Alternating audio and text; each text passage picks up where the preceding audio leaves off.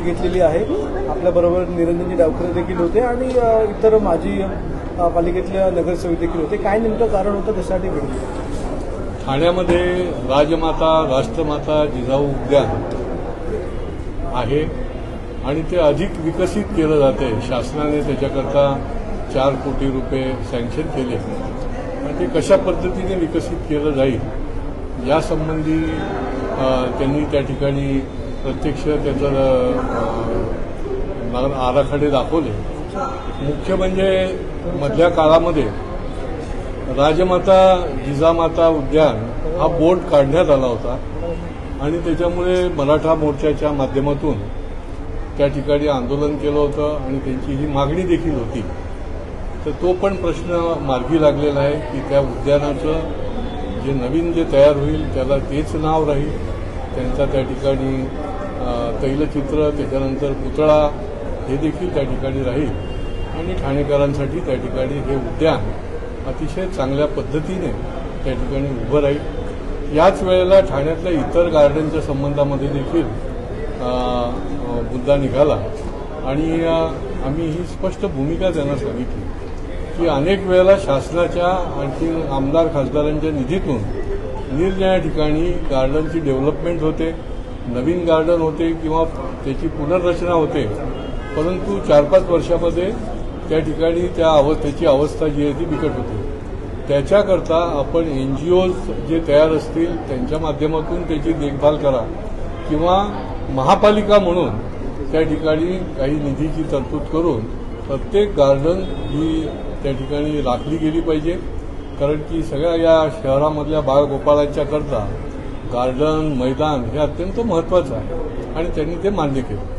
धारेवरती धरावं लागतं अधिकाऱ्यांच्या आणि अधिकाऱ्यांच्या घरात थेट आता कार्यकर्ते जातात, त्यामुळे कुठेतरी त्यांच्यावरती ठप्पा ठेवला जातो। का वाटतं येणाऱ्या काळात मनसेने देखील सांगितलंय की जर महापालिका काम करत नसेल तर त्यांच्या घरावरती धडक मोर्चा काढणं हे योग्य राहणार नाही। अधिकाऱ्यांच्या विषयामध्ये वेळोवेळी काही अधिकारी अतिशय चांगलं काम करत असले तरी काही मंडळी आपल्याला बघायलाच मिळते की या जिल्ह्यामध्ये काही अटकेत आहेत, काहींना त्या ठिकाणी अजूनही जेलमध्ये आहेत आणि गैरकारभाराच्या अनियमिततेच्या निमित्ताने कोर्टाने त्या ठिकाणी ताशेरे ओढलेले आहेत, कोर्टाने काही आदेश दिलेले आहेत आणि काही लाचलुचपत खात्याच्या माध्यमातून देखील त्याला जेरबंद केलेलं गेलेलं आहे आणि त्यामुळे हे सगळं महापालिका जी आहे तिथला कारभार पारदर्शक आणि स्वच्छ राहायला पाहिजे याच्यासंबंधी एक चौकीदार म्हणून अनेक वर्षापासून मी काम करतो आहे आणि त्या दृष्टीने हा ठाणेकरांच्या हिताचा विषय आहे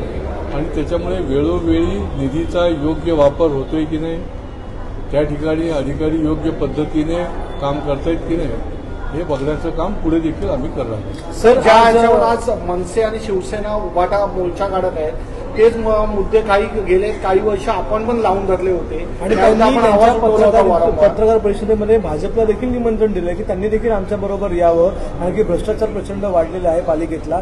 काय आपली मागणी? ही लढाई जी आहे ही निवडणूक आली म्हणून आमची नाहीये, ही आमची कायमस्वरूपी आमची लढाई आहे आणि त्याच्यामुळे अनेक वर्ष भ्रष्टाचाराच्या विरुद्ध लढाई, ठाणेकरांना उत्तम या ठिकाणी चांगलं सुविधा मिळाव्यात, सुरक्षा असावी याच्याकरता लढाई आणि ही आम्ही चौकीदार म्हणून लढतो आहोत।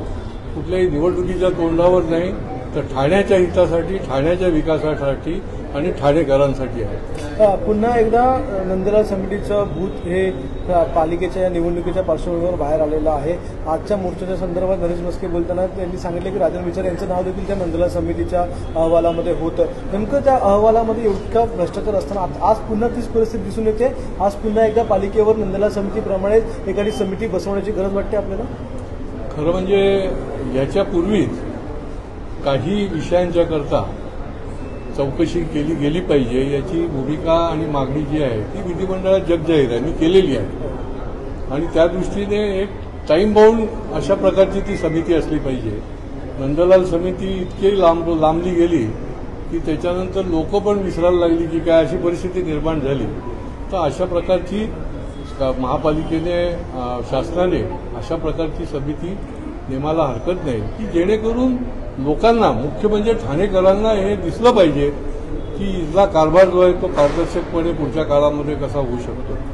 याच्या आधी जर आपण पहिल्या वसई विभागाचे आयुक्त होते त्यांच्यावर तर काल ईडीने आरोपपत्र देखील दाखल केलं. एकूण 18 जणांवर भूमाफिया म्हणून आरोपपत्र दाखल करण्यात आलेलं आणि त्यांच्याकडे प्रचंड संपत्ती देखील सापडलेली. त्यांनी एक व्यवस्थाच तयार केलेली होती की अनधिकृत बांधकामांच्या संदर्भात कशा प्रकारे पैसे घेतले जात होते, मग ते लिगल असेल इलिगल असेल अशा संदर्भात त्यांनी आरोपपत्रात लिहिलेलं आहे. ठाणे महानगरपालिकेमध्ये देखील प्रचंड अनधिकृत बांधकाम आहे. हायकोर्टाला हस्तक्षेप करावा लागलेला आहे आणि एका उपायुक्ताला देखील अटक झालेली आहे. काय वाटतं इथे देखील व्यवस्था तशीच असेल आणि इथे देखील तेवढाच भ्रष्टाचार सुरू असेल?